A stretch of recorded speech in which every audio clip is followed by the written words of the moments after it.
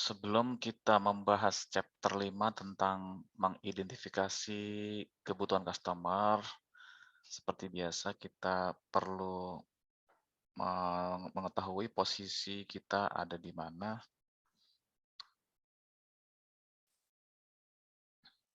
Ini ya, posisi kita sekarang sudah memasuki fase 1 yang pertama. Ya.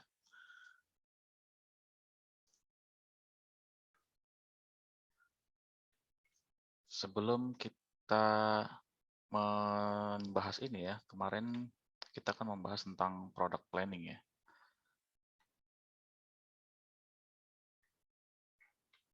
Product planning itu ngapain? Tunggu sebentar, saya hapus.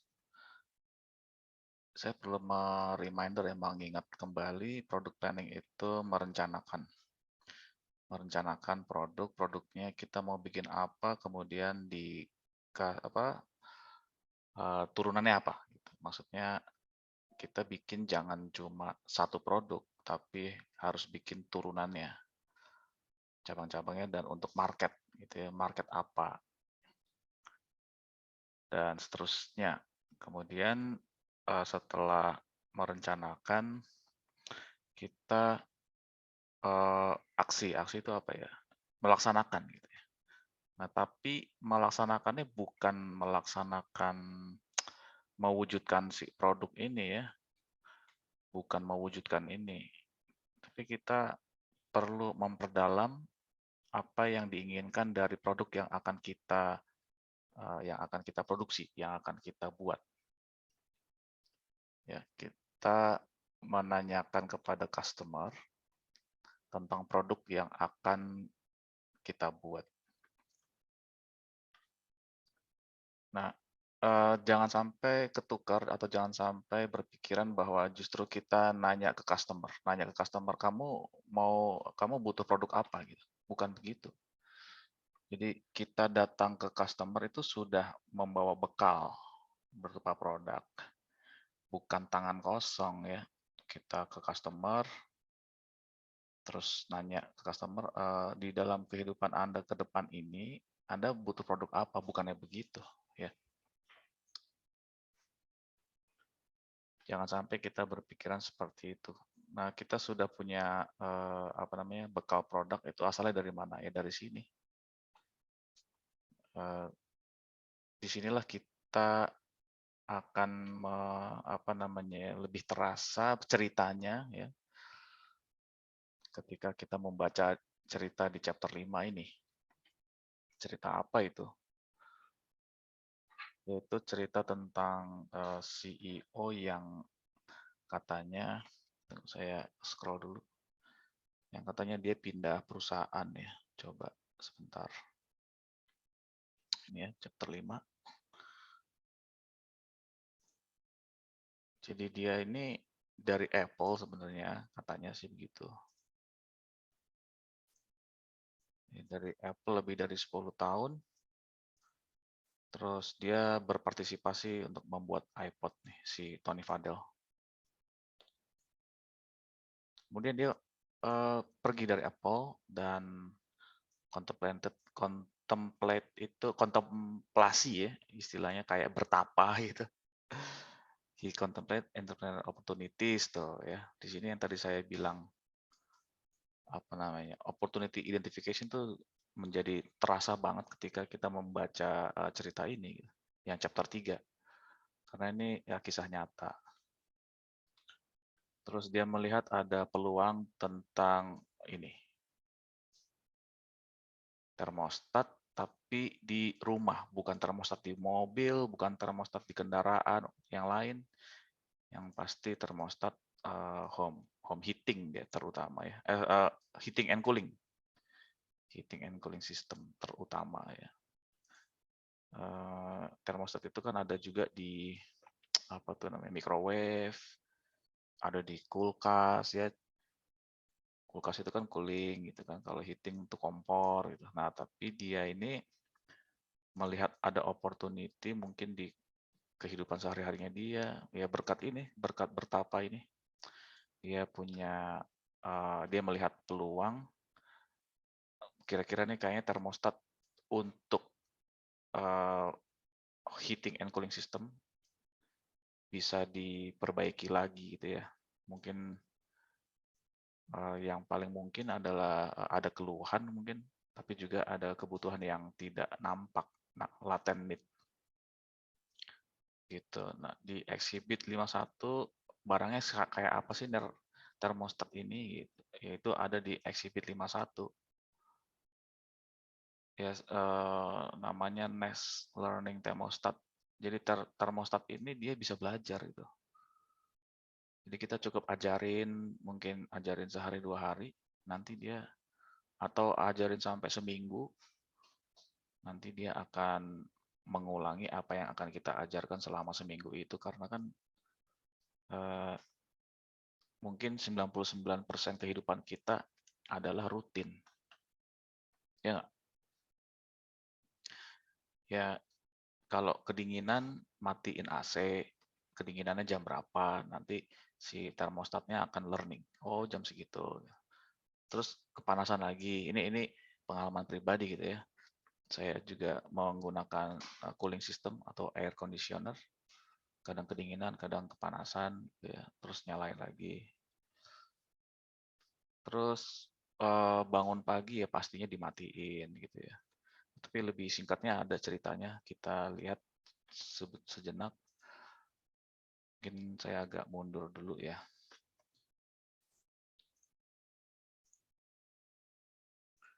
Oke, ini barangnya. Kemudian kita lihat apa tuh namanya, YouTube ya.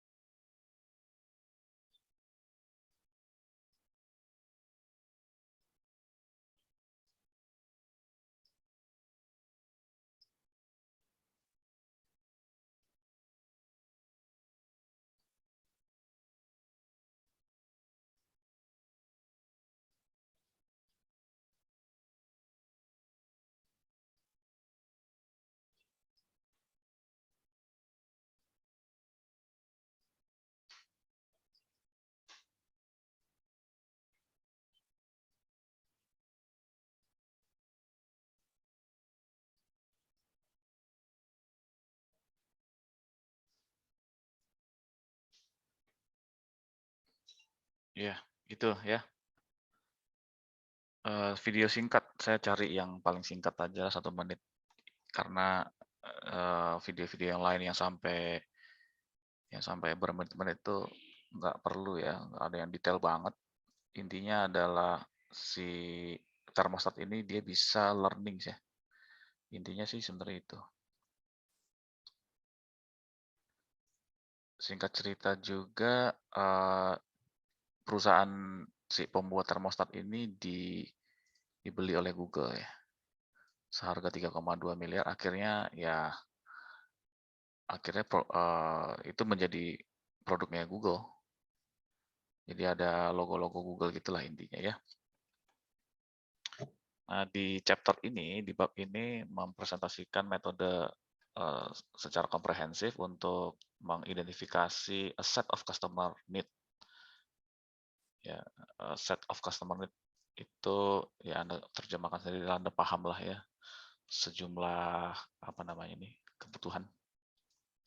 And is built around the example. Jadi dibangun dengan beberapa around the example of creating a better thermostat gitu ya.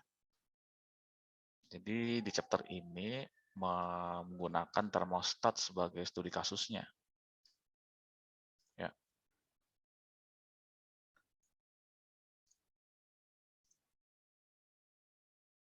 Chapter ini mempelajari bagaimana cara memastikan, bagaimana cara mengidentifikasi latent need. kebutuhan yang tidak tampak nih ya. Terus menyediakan fact based for justifying, jadi menyediakan fakta-fakta berbasis fakta untuk for justifying the product specification. Jadi ketika kita membuat product specification ini nggak asal-asalan, harus ada faktanya apa gitu. Create an archival record of the needs activity, jadi ini membuat record archival itu arsip ya, arsip. Jadi kalau Anda pernah halo, ini pulpennya. Anda pernah membaca ini arsip itu ya asalnya dari archive gitu katanya. Bacanya seperti itu, archive. Jadi kita membuat rekaman atau membuat arsip-arsip yang terdiri, yang isinya adalah kebutuhan-kebutuhan ya, aktivitas apa saja of the development process. Dalam proses mengembangkannya, aktivitasnya apa saja. Terus lagi ini memastikan lagi, kalau yang tadi kan memastikan bahwa si produknya itu fokus ke customer need, jangan fokus ke diri sendiri gitu. Maksudnya fokus ke saya sebagai penemu ide ini, bukan. Kita harus mendengarkan apa kebutuhan si customer, siapa tahu masuk akal dan bisa diterima semua orang gitu. Ensure that no critical customer need is missed. Itu tadi jangan sampai kita melewatkan kebutuhan. Sebenarnya dia butuh tapi kita nggak bisa menerjemahkannya, akhirnya oke lah, sulit dimengerti maunya apa gitu. Jangan sampai ya, kita harus jangan sampai miss, jangan sampai kelewatan. Ini juga ada hubungannya dengan laten tadi ya.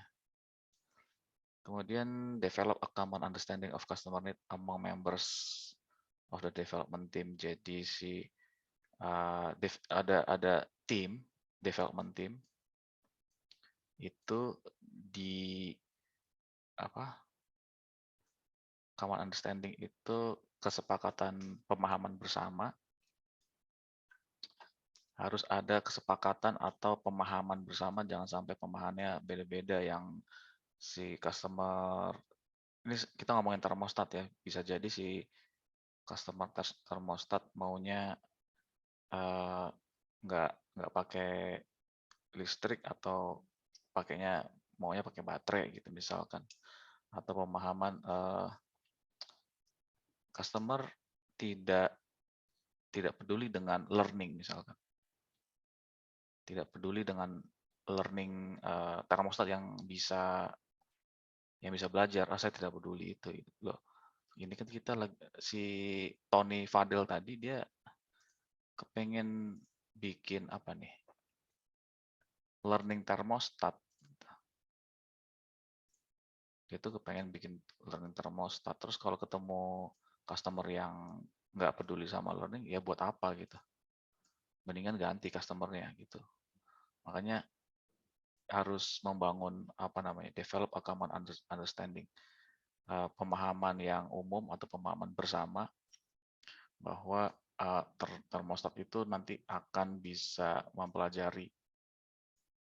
Jadi ngomong sama customer, ini saya mau bikin termostat yang bisa mempelajari gitu.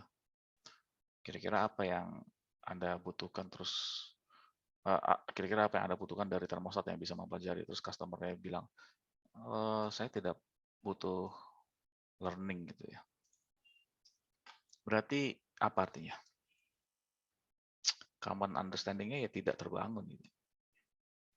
Gitu. Jadi si chapter ini tujuannya untuk mendevelop ya. Kalau gagal setelah di develop tapi nggak sukses developnya, ya cari customer yang lain lah. Bukan berarti ini dihilangkan gitu. Ini harus diindahkan atau potensi untuk dilakukan gitu ya. Jadi sekali lagi chapter ini untuk memastikan, mengidentifikasi, menyediakan, membuat arsip, memastikan lagi dan mendevelop. Nah, semua ini nanti akan dijelaskan di bawah secara lebih lengkap. Gambar exhibit 52 ini adalah gambar untuk memetakan atau menjelaskan apa hubungannya to other concept development activities. Bagaimana, apa sih hubungannya ini dengan other concept development? Ada establish target, generate product, ini kok mirip dengan yang di bab 1 ya. Coba saya mampir dulu ya, kita mampir dulu ke bab 1. Ingat ini sekarang halaman 91. 91. Oke, di sini coba mirip mirip nggak konsep development, sistem level design. Nah, berarti si konsep development ini banyak tadi tuh. Terdiri dari ada 6 ya, ada 6 langkah atau ada kayaknya ada 6 ya tadi ya. Nanti di sistem level design ada dipecah-pecah lagi gitu ya. Kita kan sekarang ke pengembangan konsep. Pengembangan konsep itu ini ya, 1, 2, 3, 4, 5, 6, 7, 8. Sebenarnya sih banyak ya, tapi kalau di halaman 91 ini cukup sampai development plan tadi ya. Sekarang kita ke development mengembangkan konsep. Dimulai dari kita nanya-nanya si customer gitu ya. Dimulai dari nanya-nanya customer, setelah itu establish target specification. Jadi ya dari jawaban-jawaban si customer nanti kita bisa membangun target spec-nya. Misalkan si customer-nya minta saya ingin termostat yang mudah dipencet gitu. Biasanya saya sendiri sedang berada di lab dan termostatnya itu atau user interface itu menggunakan tombol yang dipencet gitu. Dan seringkali ya, bukan seringkali, bahkan di ruangan sebelahnya lagi, kalau saya pencet itu saya pencet nurunin suhu dia kurang responsif gitu ya. Kayak kayak mau rusak padahal belum ada 5 tahun ini AC ini kan. Karena gedung ini kan 2017 kalau nggak salah. Kalau tahun depan baru 5 tahun ya. Jadi intinya saya ingin tombol itu lancar gitu, tidak merepotkan. Kemudian kalau mau saya turunin, misalkan dari 27 derajat turunin ke 22 tuh, mencetnya lumayan banyak ya. Memang konsekuensi dari tombol ya, berarti saya dari 27 ke 22 kan mencet 5 kali ya. Mencet 5 kali. Coba kalau dibandingin sama yang tadi tombol putar ya, saya mendingan yang benar tombol putar tadi, cepat daripada tombol tekan. Nah, dari situ muncullah nanti ada target specification-nya. Oh, berarti kita nanti akan bikin lingkaran. Kan tombol putar. Nah, tinggal lingkarannya tuh berapa senti. Nah, tanya lagi gitu. Mau seberapa senti, ada yang bilang 5 senti, ada yang bilang ya pokoknya segenggaman saya gitu. Karena dia nggak tahu apa artinya senti, apa artinya milimeter, pokoknya segenggaman tangan saya. Nah, tangannya tuh diukur. Misalkan terus atau kita dengan membawa tombol putar langsung ke customer, misalkan kita mau uh, me, mengunjungi 10 customer, ya kita bawa itu tombolnya sekitar misalkan ada 4 jenis ya dengan ukuran berbeda-beda, terus kita minta si customer untuk menilainya dengan cara Likert ya, Likert score, mana yang lebih bagus, mana yang lebih cocok tombol putar yang saya bawa ya, 4 jenis ini gitu. Nah, terus di generate product ini saya agak cerita agak singkat ya. Langsung di exhibit 52 karena ini nanti semua akan dijelaskan di bawah itu. Jadi saya jelaskan di sini aja karena ada gambarnya. Jadi generate product concept. Nah, setelah tahu target speknya, seperti itu kita generate. Generate itu maksudnya kita bangkitkan konsepnya seperti apa. Apakah konsepnya seperti mix, misalkan antara dia diputar bisa, ditekan bisa gitu. Ataukah dengan tombol terpisah, misalkan saya gambar dulu ya. Misalkan maksudnya tombol terpisah itu kita bikin, aduh si pulpennya, kita bikin ini, di sini ada layar, di sini ada tombol. Ini kan konsep apa, generate konsep. Kita putar putaran di sebelah kanan, layar sebelah kiri. Gitu. Kalau yang produk tadi kan digabung ya, layarnya di dalam gitu. Terus masih di generate. Gimana kalau misalkan itu kan tadi ditempel di tembok ya. Gitu. Ya kita bikin alternatif lain gitu. Selain ditempel di tembok juga di desktop maksudnya di atas meja gitu misalnya. Atau kita serahkan saja kepada handphone gitu. Generate konsepnya, konsep dinding, dan ini pun juga bercabang ya. Yang satu lagi tombol doang tapi layar di dalam gitu. Konsep untuk nempel di dinding. Terus ini konsep untuk di atas meja, dan di atas meja pun juga ini dibawa di atas meja, apakah terpisah atau bareng tombol sama apa layar. Tadi Anda lihat ya di video YouTube tadi banyak fiturnya, dia bisa di dinding, bisa itu sebenarnya generate konsep ini, generate produk konsep. Kemudian kita select produk konsepnya dengan ada metodenya ya. Metodenya sederhana sih, cuma disuruh milih aja, dan yang milih itu juga ada pilihan, maksudnya customer atau timnya sendiri yang milih. Cuma dikasih apa tuh namanya, skor 0, skor 0, plus, dan minus gitu. Kalau plusnya ada banyak, gitu berarti dia 3, ini minusnya cuma 1 gitu.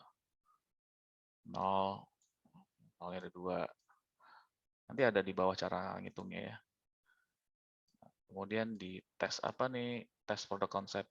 Nah, kalau nggak salah saya udah pernah cerita ya. Jadi tes produk konsep itu bukan prototyping ya, bukan bikin, bukan. Oke. Setelah berhasil tesnya, ujinya, ya sudah kita jadikan bahwa itulah adalah final spec ya, final spec. Saya pernah menceritakan ini kayaknya di RPS PJBL mungkin ya, bukan di RPS reguler. Kemudian plan downstream apa kita nanti lihat di bawah itu. Demikianlah secara garis besarnya yang akan saya ceritakan mungkin 1 jam ke depan ya.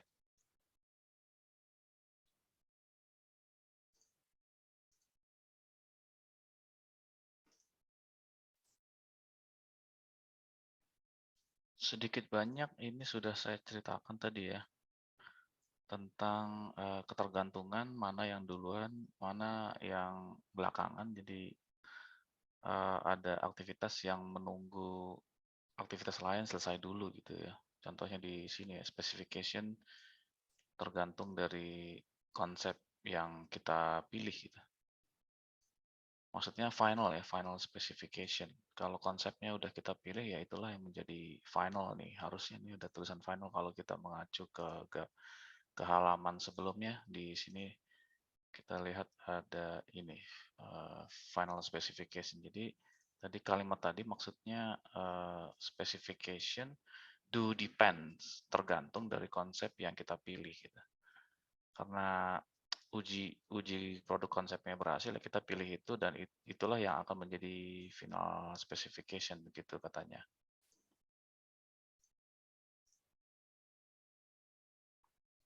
Di importance of latent need, maksudnya ini betapa penting kebutuhan yang tidak tampak. Ya, contohnya langsung aja lah ke sini deh ya. Sekitar tahun 2000-an, ini saya masih S1 ini, yang dikit lagi beberapa tahun ke depan lulus. Saya juga pengguna mobile telepon, tapi tahun kira-kira ya tahun 2001 kali ya. Atau tahun 2000 saya baru uh, bergabung ke masyarakat teknologi gitu ya. Agak telat memang. Oke, di tahun 2000 ini handphone tidak ada kameranya lah intinya gitu. Tidak ada kamera dan sebagian besar consumer termasuk saya pada waktu itu tidak tahu bahwa atau tidak menginginkan atau tidak perlulah ada kamera buat apa gitu. Ya memang sih secara waktu itu saya tidak terlalu selfie orangnya dan tidak terlalu, kalau dibandingkan sekarang saya apa-apa perlu saya foto, bukti pembayaran saya foto, bukti nilai saya foto, bukti transaksi apapun, baik itu eh, mau tukeran barang kayak itu saya foto semuanya supaya saya ingat ya. Jadi makin banyak urusan makin banyak fotonya gitu. Cuman waktu itu saya mahasiswa dan tidak terlalu perlu foto dan saya masih bisa menghandle sendiri waktu itu ya. Itu maksudnya intinya eh, pada tahun itu nggak ada kamera dan konsumen juga tidak terpikirkan mungkin ya. Namun gitu katanya, namun that need was real. Sebenarnya itu kebutuhan itu tidak tampak sebenarnya ya. Kalau kalau misalkan kamera itu muncul di tahun 2000 ketika saya waktu itu masih mahasiswa ya saya mungkin akan sedikit terbantu. Wah bener juga ya kamera ini ternyata ada gunanya juga nih. Gitu loh ya. Apalagi kalau di situ ditemukan QR code gitu ya, untuk recognition, face recognition, QR code, terus mendeteksi inframerah atau mendeteksi warna. Tapi terutama sekarang yang paling dibutuhkan banget kan QR code ya di masa pandemi ini. Itu akan sangat membantu dan pasti konsumen menjadi niat malah mencari-cari gitu. Seandainya nanti kameranya rusak, misalkan kamera yang di handphone rusak ya dia akan mencari lagi atau membeli handphone baru yang ada kameranya atau diperbaiki sehingga kamera yang dia punya pun juga lama-lama terabaikan gitu. Intinya itu. Sebenarnya ada kebutuhan yang tidak tampak. Awalnya biasa-biasa aja, biasa. Tapi ketika dimunculkan, gitu. Tapi ya ini juga ada apa namanya? Tidak selamanya latent need ini booming ya. Anda bisa lihat sendiri, cari aja di Google lah. Produk-produk gagal itu. 10 produk gagal. Saya udah pernah cerita ini di video sebelumnya. Sebenarnya itu betul, benar.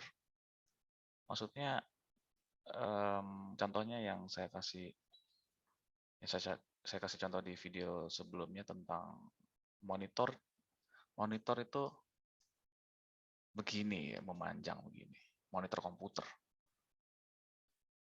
Pada awalnya ya, ketika saya melihat ini, buat apa sih ini? Nah, setelah saya mengampu mata kuliah ini, C++, dasar pemrograman, ternyata ini penting. Ya nggak? Ataupun saat ini, sekarang yang Anda lihat di layar, ini adalah PDF, ya kecil. PDF-nya apa bentuknya? Portrait kan? Tapi kenapa layar kita landscape? Itu kan kalau menurut saya itu latent need gitu ya, tanpa terasa. Sebenarnya itu kita butuh portrait bukannya landscape kalau menurut saya ya. Tapi kenapa gagal? Itu walau alam ya. Kenapa layar portrait itu gagal? Wallahualam, oke. Saya pribadi ketika sedang membuat proyek apa ini setahun yang lalu ya tentang genetik algoritma yang diselesaikan dengan bahasa C++, itu monitor saya jungkir balikin menjadi portrait, padahal dia monitor landscape gitu loh. Latent need itu tidak nampak sebenarnya kita ini butuh portrait ya kalau bacaan PDF-nya portrait. Apakah berhasil nanti? Ya, menurut contoh yang ada di Google, kalau Anda lihat, ya gagal gitu ya. Layarnya lebih populer yang landscape, entah mengapa. Oke, next aja deh ya. The process of identifying customer need itu total sebenarnya sih intinya sih sebenarnya ada 4 ya kan, seperti biasa. Yang terakhir tuh pasti reflect, gitu ya. Reflect on the result. Hasilnya apa, prosesnya apa, terus dicek lagi gitu. Apakah sudah benar si customer-nya? Jangan-jangan customer yang nggak pernah make lagi, jadi sembarang customer gitu. Dan seterusnya itu dicek semua tuh hasil apa dan prosesnya. Tapi ya sudahlah kita apa namanya 5 step ya, ikutin kata buku aja meskipun kita tahu ini kayak semacam rutinitas ya. Oke, next.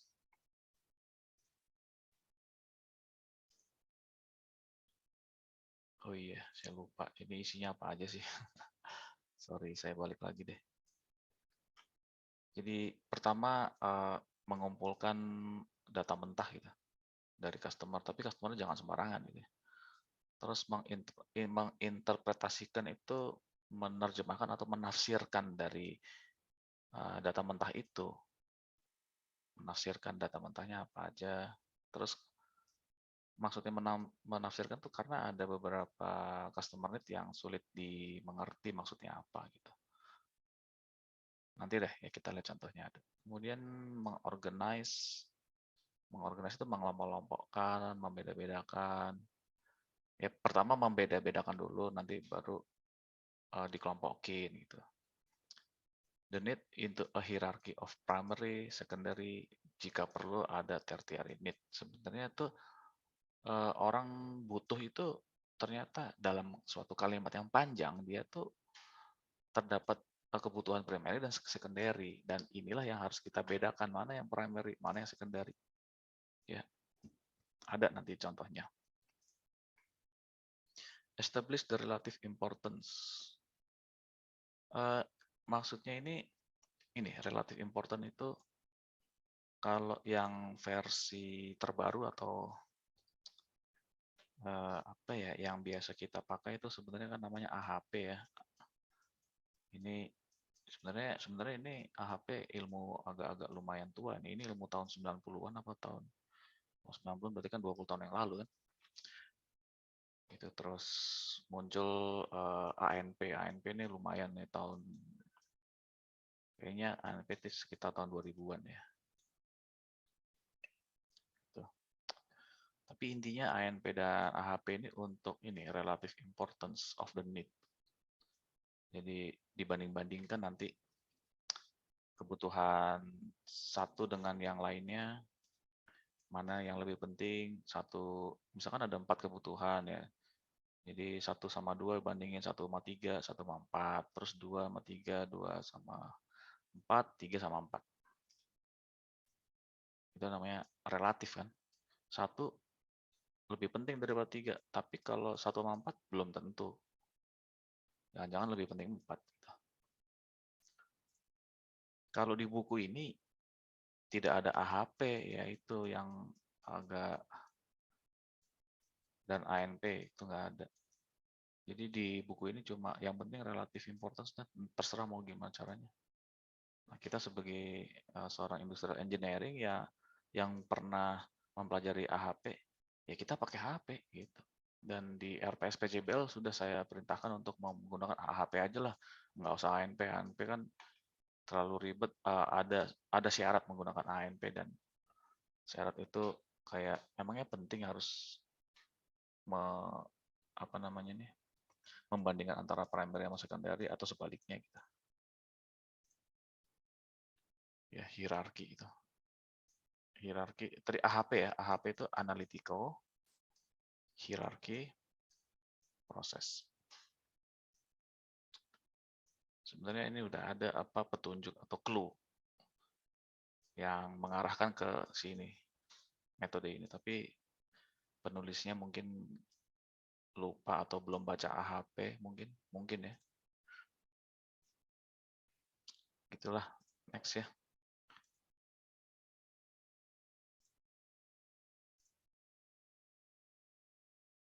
Ini adalah halaman berikutnya ya, yang tadi ya dari sini ke sini, terus kok tiba-tiba muncul apa nih? Kok muncul mission statement?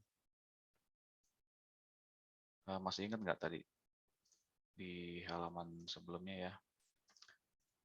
Nah, di sini kalau Anda lihat di situ ya, mission statement. Jadi jangan kaget kalau tadi habis menjelaskan identify customer need itu ada 5 step. Tapi kok ujuk-ujuk muncul mission statement gitu. Nah, ya karena ini di Exhibit 52 ini memang harus ada mission statement, dan ini asalnya dari chapter sebelumnya kan. Di fase ke 0 ya. Identify customer need. Ini kan fase ke 1 ini. Ini asalnya dari fase ke 0. Jadi apa sih gunanya mission statement? Ya apalagi kalau bukan untuk mengarahkan gitu ya.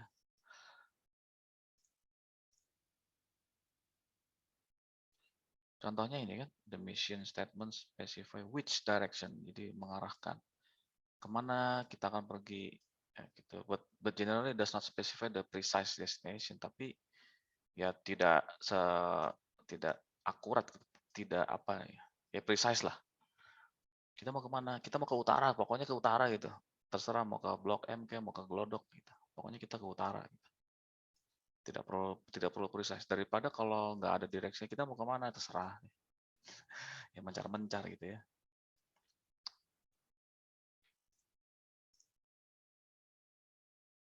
Di paragraf ini menjelaskan bahwa termostat itu sudah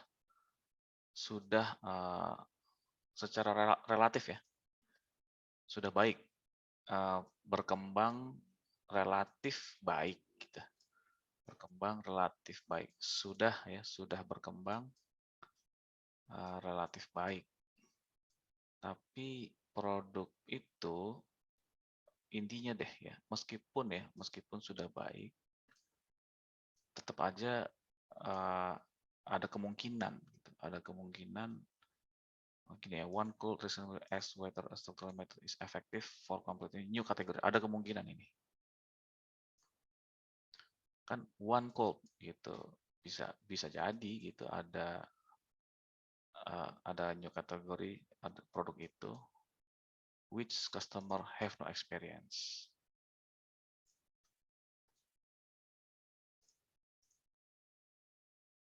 Oke, mungkin saya singkat cerita aja ya. Ini agak panjang ini. Intinya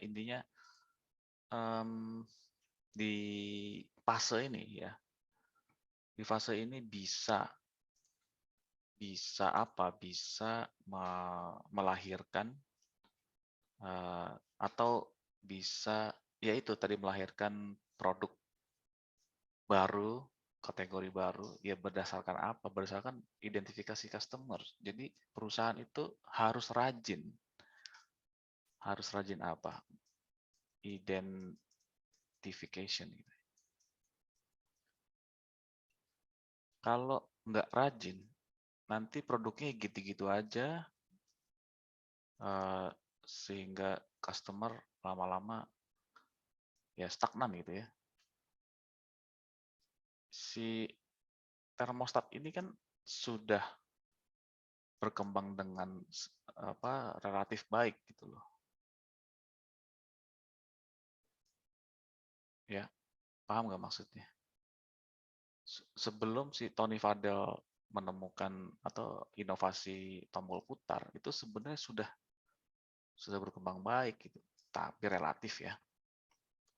Terus sehingga ada pemikiran kalau udah berkembang dengan baik, kemungkinan tidak ada inovasi, kemungkinan tidak ada new product, gitu loh. Kalau udah berkembang baik. Nah, itu dibantah, bukan dibantah dengan pernyataan, tapi dibantah dengan aksi dari si Tony Fadell. Yaitu apa? Ini udah relatif well developed, tapi Tony Fadell masih mengidentifikasi, masih berinteraksi dengan customer. Itu ceritanya.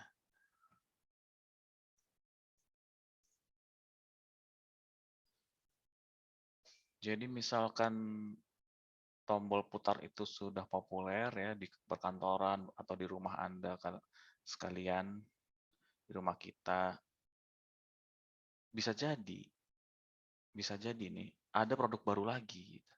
Kenapa? Karena identifikasi customer need tadi. Jadi maksud saya Tony Fadell tuh bukan yang terakhir, bisa jadi kalian.